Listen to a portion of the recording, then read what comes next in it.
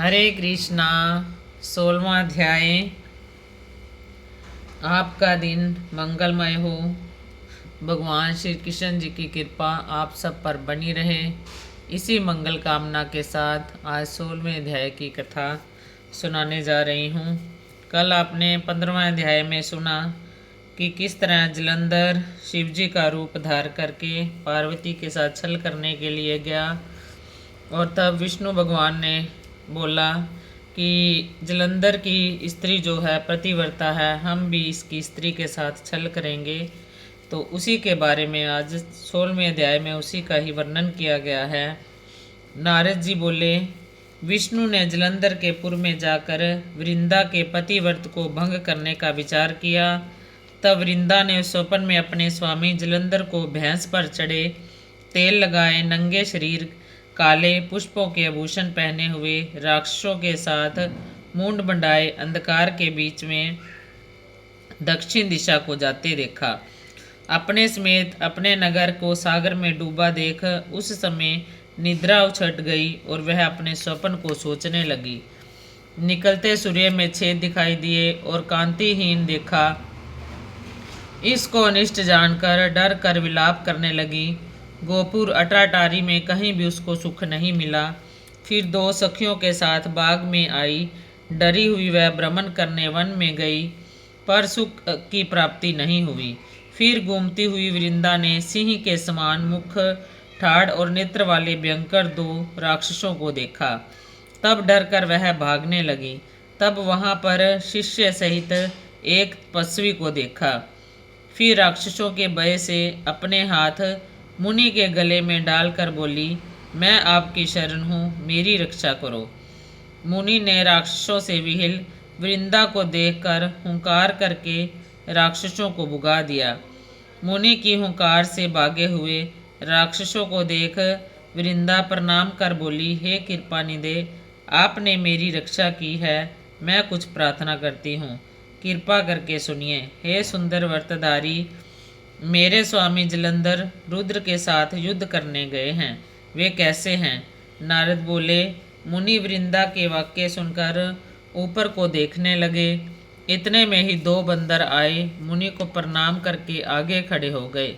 मुनि की ब्रिकटी का इशारा पाकर वे आकाश को चले गए। फिर थोड़ी देर में आकर सामने खड़े हो गए।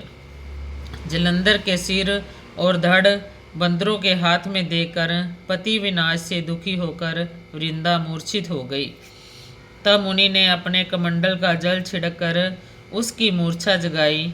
वह अपना मस्तक पति के मस्तक पर रखकर रोने लगी। वृंदा बोली, प्यारे, जो पहले सुख में आप मुझको आनंद देते थे, सो आज क्यों नहीं बोलते हो? तुम जैसे को विष्णु सहित देवता, गंधर्व तथा तरलोकी जीतने वाले आपको आज उस तपस्वी ने कैसे मार दिया? नारद जी बोले, वृंदा उस समय रोकर मुनि से बोली, हे कृपानिधि श्रेष्ठ, आप मेरे पति को जिला दो, आप इन्हें जिलाने में समर्थ हैं। मुनि बोले, इसको शिवजी ने मारा है, अतः ये नहीं जी सकता, तो भी तेरे ऊपर कृपा करके इसको जिलाता हूँ। नारद बोले, यह कहकर ब्राह्मण अंतर्धान हो गया।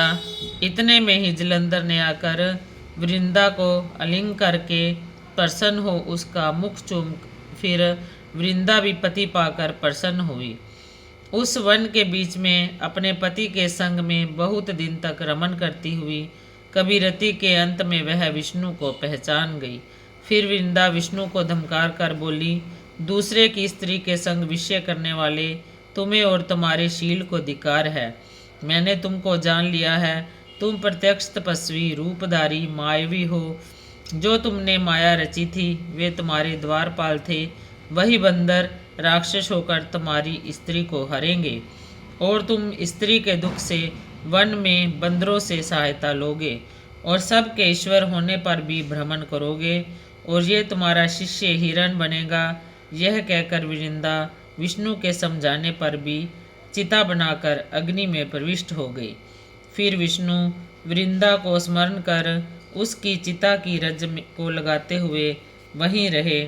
मुनियों ने समझाया पर चित्त शांत ना हुआ। इति 16वां अध्याय। बोल कार्तिक महात्म की जय। आज मैं आपको एक साहूकार और बुढ़िया की कहानी सुनाने जा रही हूँ। एक बार एक साहूकार और साहूकारनी होते हैं और उनके पास ही एक बुढ़िया की भी छोटी सी कुटिया होती है, टूटी फूटी सी झोंपड़ी होती है। साहूकार और साहूकारनी के पास धन वैभव की कोई कमी नहीं होती, लेकिन वो कोई दान पुण्य नहीं करते, ना ही कोई धार्मिक योजना, ना कथा वार्ता, ना कुछ किसी प्रकार भी उनका भगवान में आसक्ति नहीं होती। तो एक बार शिव जी पार्वती से बोले कि मैं आज मृत्यु लोक में भ्रमण करने जा रहा हूँ। तब पार्वती जी बोली कि मैं भी आपके साथ चलूँगी।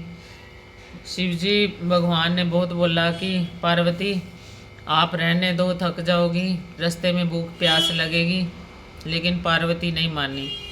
घूमते घूमते जैसे ही पार्वती और शिव जी दोनों घूम रहे थे तो शिव जी पार्वती के उन्होंने रूप बदला, दोनों ने भिखारी का रूप बनाया और साहूकार और साहूकारनी के घर में गए। साहूकारनी का जाके दरवाज़ा खटखटाया और साहूकारनी से बोले कि साहूकारनी हमें भूख लगी है, क्या कुछ खाने के लिए कुछ मिलेगा। तो जब साहूकारनी उनकी तरफ देखती है तो गुस्से से बोलती है कि इतने हट्टे कट्टे हो, खुद कमा के खा लो, भीख मांग रहे हो। उसने मना कर दिया कि मेरे घर में कुछ नहीं है, यहाँ से जाओ। तो पार्वती की तरफ देखने लग गए शिव जी भी, ये मृत्यु लोक, ये मैं तुम्हें ये मृत्यु लोक में ये सब दिखाना चाहता था।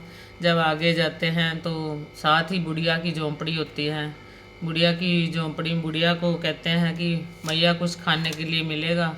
तो बुढ़िया माता कहती है हाँ हाँ बैठो मैं बनाती हूँ। तो इतने में वो बुढ़िया लोटा लेके चल दी। तो भगवान बोले बुढ़िया तुम कहाँ चली हो।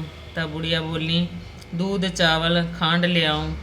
महादेव जी बुढ़िया से बोले जाओ घर में अंदर जाके देखो। बुढ़िया जब अंदर गई तो आश्चर्यचकित रह गई कि दूध से बाल्टी भरी है और चावलों की परात भरी है और खांड की बोरी पड़ी हुई है। बुढ़िया ने बड़ा भगोना भर के खीर बना ली और महादेव और पार्वती को प्रेम पूर्वक भोजन कराया।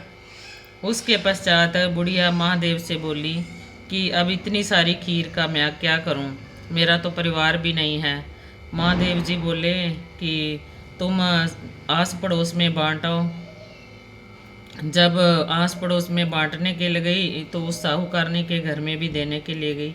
तो साहूकारनी बोली कि बुढ़िया के पास तो खाने के लिए कुछ भी नहीं है, आज ये सारे मोहल्ले में खीर बांट रही है।